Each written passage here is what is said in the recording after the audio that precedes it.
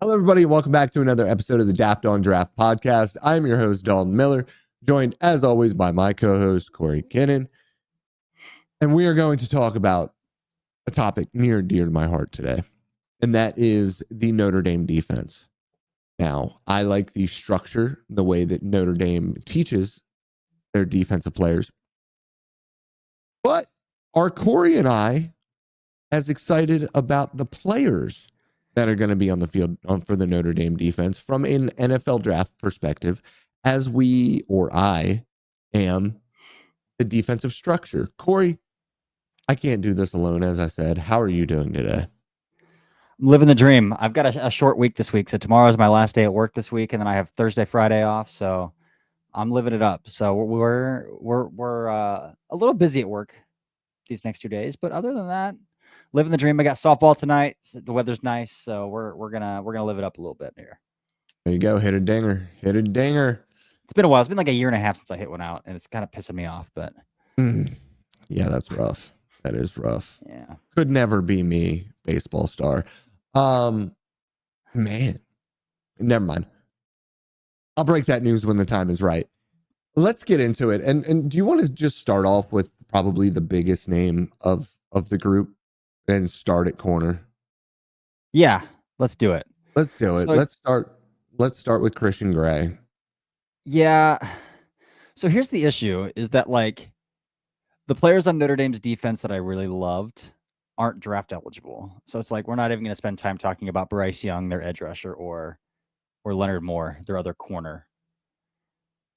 They do have a safety, Aiden Schuler, who's also a redshirt sophomore that we didn't spend any time on because he's a redshirt sophomore. So like he could declare.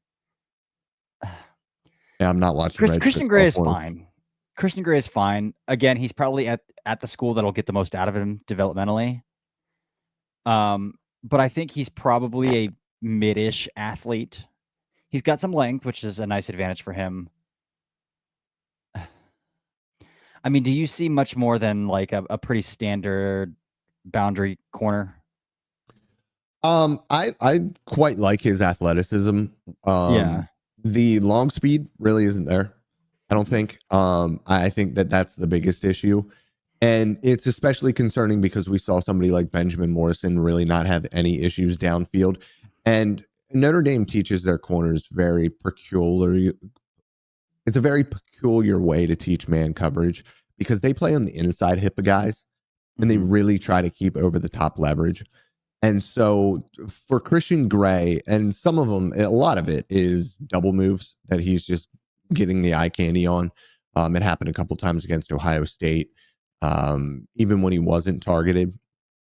And I know Georgia tried to set him up there a couple of times and got him there once as well. Mm-hmm. I don't know if the recovery speed is there. I think he's a 4.52 to 4.55 guy. However, what I do really like is his foot speed. He mirrors very, very well. And I kind of tweeted out that like I really like the player overall, but I can't stand the player past 15 yards. And if you're gonna get beat, I would much rather you get beat on a slant or a drag or a comeback than get beat down the field for a huge explosive play. Because as we know, it is very hard to sustain offense at the NFL level. Explosive plays are game changers. And if you are a corner who is going to consistently allow big plays, which is something that he did, I can't have that. And so for me, I do like the player, but at the end of the day, you have to be able to be a little bit more responsible down the field. It reminded me a lot of some of the issues we've seen with Ohio State corners playing with their feet dug in at 10 yards, and then just not being able to swivel and carry. Yeah. Yeah. It's the lack of transitional burst, the Yeah. ability to turn the hips and then like accelerate from 0 to 100. Like, But my problem is he can do that going back to the football. He just can't turn and burn vertically. Turn burn. Yeah.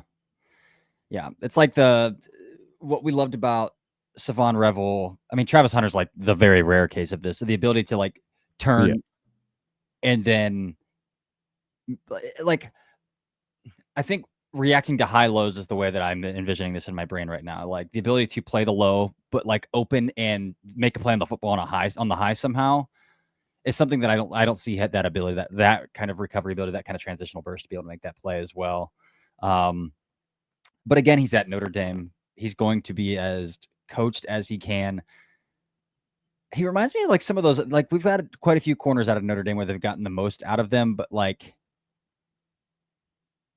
once they get outside of that kind of insulated environment, it doesn't go well. Like Nick McLeod is a guy that I'm thinking of. He transferred from NC State to Notre Dame, played in Notre Dame for a year. Troy Pride is another one, although Troy Pride was a really good athlete. But like guys like Yeah. that, who they get out of Notre Dame, and it's like, oh, they might have been insulated a little bit there. But I think that's kind of what we're looking at with Christian Gray. He could be a day two pick. He could play his way into day two. But he's definitely not a guy that I'm going to put any sort of like top 64 hype on at this point in the draft. No, I don't think so either. I don't Yeah. think so either. However, what I will say is the other corner that I watched, Devontae Smith, is the type of athlete that you could see being a top 64 to 100 pick. Yeah. He's really volatile. He's very volatile in the slot for Alabama. But when he is comfortable, see, a lot of the times it was like if he is comfortable with the line of scrimmage or if he is comfortable with the picture that's in front of him, he was really, really good. And I really actually liked him in trail. It reminded me a lot of y'all's Florida State guy who I didn't like, but I thought that Devontae Smith was a better athlete. Yeah. And more comfortable in trail. Now, when he gets towards the red zone and he's dealing with physicality, he just kind of bear hugs dudes. He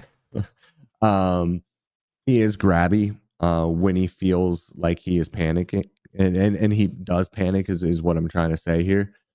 But I do like the overall athleticism. I like the foot speed. He's, that 5'10, 5'11, 185, 190 pounds, like typical Apex type guy. Yeah. And I also like that they used him a little bit as a guy who dug back into cover two every once in a while as well. And it looked like his eyes in those situations were pretty good as well. So maybe a guy who you want to play off of the ball and let him use his eyes a little bit more and use his athleticism than to just strictly put him at the line of scrimmage and ask for him almost to panic. Yeah. I'm trying to think what's tough about when you say that though is like what kind of like it's hard to find an NFL fit of a team who's just gonna ask their nickel to like go up and bang exclusively. You know what I'm saying? Yeah.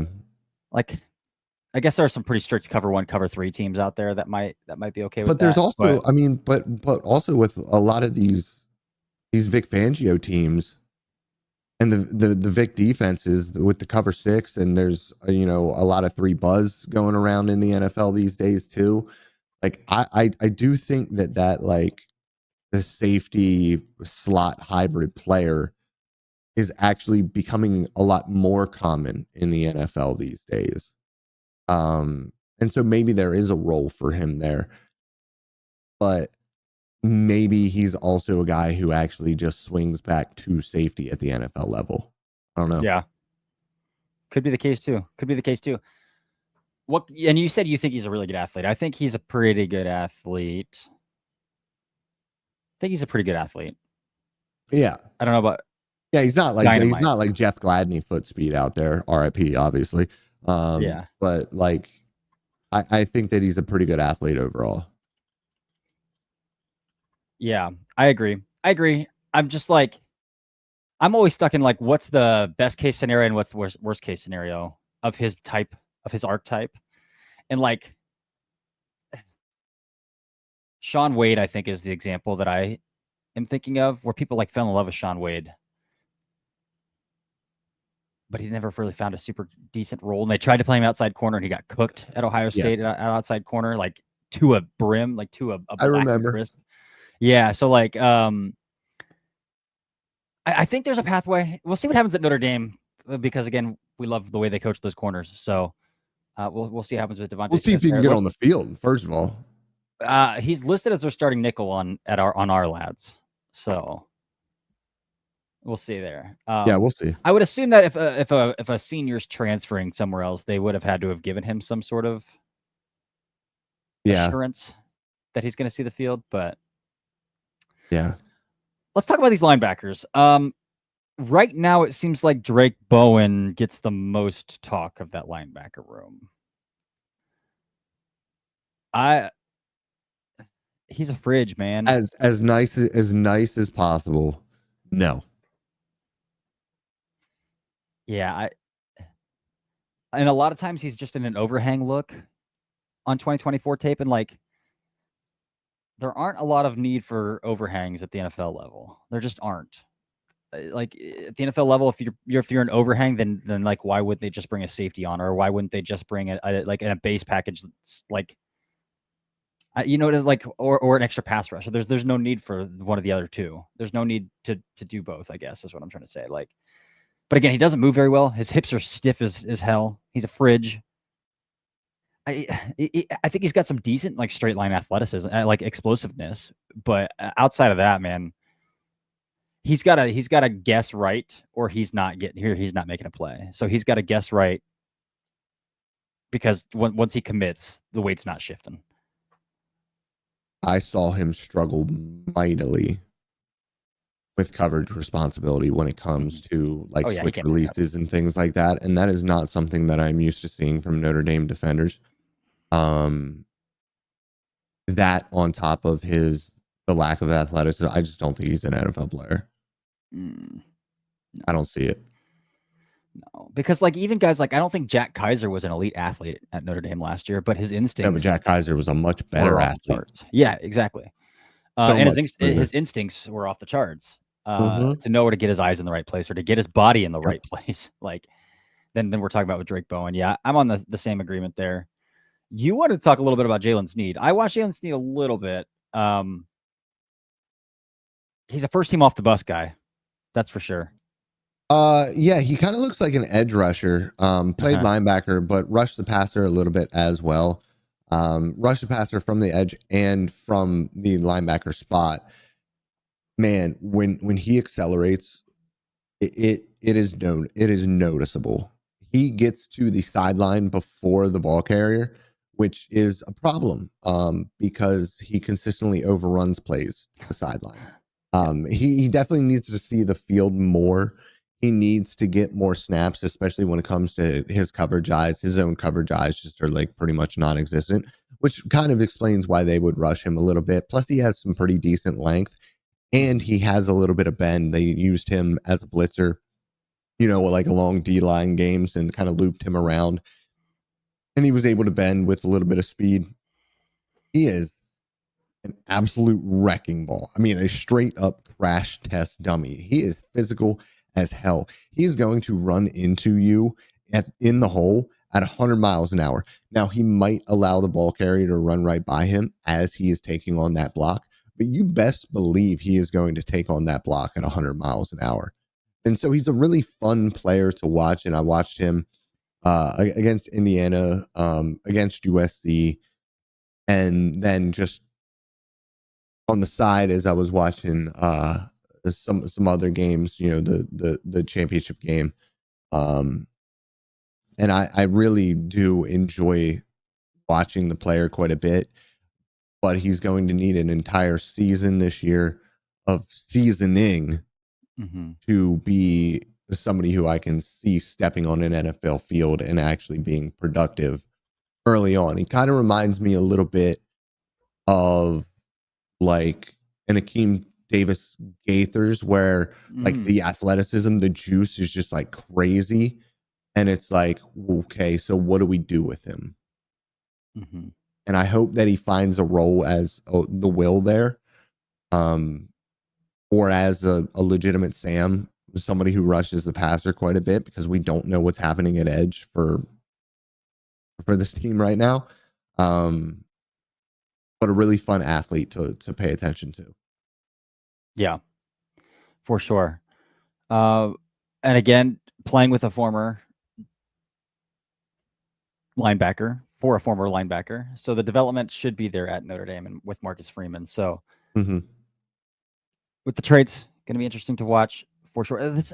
Summer scouting is always so finicky because it's like I want to make judgments on a player. I want to be honest about a player, but then be like, oh, but you can't really see into the future. So then you can set yourself up to, But the defensive line here, they graduated Howard Cross, Riley Mills, RJ Oben. So we're looking at a lot of guys who didn't get to play a whole lot last year. Well, a few that did get to play quite a bit. One that was pretty injured last year was kind of explosive when he was on the field, but again, he's listed as a junior. So like Bobakar Traore, probably not on our radar quite yet. Bryce Young, a true sophomore, like definitely not on our radar right now, even though I think he's probably the best one in the room. He is. Which of the defensive linemen do you think we need to talk about? Do you want to talk about right now? I don't really want to talk about any of them. Yeah. Junior, Tui Halamaka. He's got an awesome aesthetic with the tape fingers and everything. Yeah, the tape fingers, and he actually has a nasty little cross chop and rip to win on the outside. The issue is he's probably got 32-inch arms at best. Not a ton of juice. And like I think he played 400 or so snaps last year. And he's just okay. Like everybody on this defensive line, like I think are role players at the college level. Like it's just kind of like if it's a passing down, maybe we bring this guy in. If it's a rundown, then Burnham's going to be on the field. Like it is it's a tough lineup to really get excited about when it comes to the NFL draft eligible guys, because like Burnham's just a run defender. Like Patello is another guy who's a grad guy, but like he barely played last year. And Bobakar is the redshirt sophomore. Young's a actual sophomore. Like I just don't. These interior guys barely played at all, so it's just there's nothing to talk about right now. And what you hope from this team is that the young guys who weren't able to see the field because of how much talent there was for the upperclassmen last year on an obviously a national championship contending team, hopefully these guys are able to step up and show us that they are NFL caliber players that were hidden behind other NFL caliber players. But like right now, there's just nothing to go off of. Yeah, completely agreed. They did transfer in another upperclassman rotational defensive tackle, Jared Dawson from Louisville, but I'm not going to sit here and pretend that I've watched a single Jared Dawson snap at Louisville either. So again, a lot of guys that are just going to have to prove themselves in 2024 for this, or 2025 for this team that just went to the national championship. So we're going to see, for the most part, a lot of turnover in college football again this year. I guess that might just be the natural thing with the transfer portal now, because like it was a couple of years ago, it was like, oh man, all these upperclassmen quarterbacks are graduating. We're going to get a new wave of quarterbacks. And now it just feels like every year, like, oh, we're getting a whole new wave of like landscape in college football. It's pretty fun. It's pretty fun. Like Ohio State has 0 returning starters, 1 returning starter on their offensive line from a year ago from week 1. Notre Dame is overhauling their entire defensive line pretty much. Like, so college football year in and year out, I think the days of just seeing Georgia and Alabama dominate year in and year out are coming to an end. Oh, it's gone. Yeah, because there's just so much more parity. And what's going to be really fun is if there's some of these schools that have a lot of institutional money start spending it as well. That like these giants can be built out of nothing. Like Liberty has so much money. Like, what if Liberty just starts spending all those private conservative Christian donor money? Like, Liberty could be built up stuff, but that's off track. That's off track of Notre Dame's defense. But that's to say, Notre Dame's defense is that far off track of Notre Dame, though. Academic standards wise, yes. But that's to say, Notre Dame's defense is outside of the secondary. They're returning just about everybody in the secondary besides Xavier Watts. But it's going to be a fun year. Gonna be a fun year. Somebody's gonna come out of this year for Yeah, Notre for Dame, sure. though. Somebody's gonna come out. So, but that's a pretty narrow episode because again, not a long list of prospects heading into the 2026 draft as we sit in June of 2025. Yeah. 10 months out from the event. But yeah, I think that's all I've got, Dalton. Same. That's all I got. All right. Well, until next time, we did a Dafter draft last week. We'll probably do Dafter draft or a mailbag tomorrow for tomorrow's episode. So we can spend, the kind of the cadence of the offseason until we get back to August then was probably going to be program offense, program defense, and then either Dafter draft or mailbag. Yeah. Or some other, we'll come up with a third topic thing we could do as well. But that's probably the cadence of the offseason here. So yeah, I think that's it for now. Until next time, this has been the Daft on Draft podcast.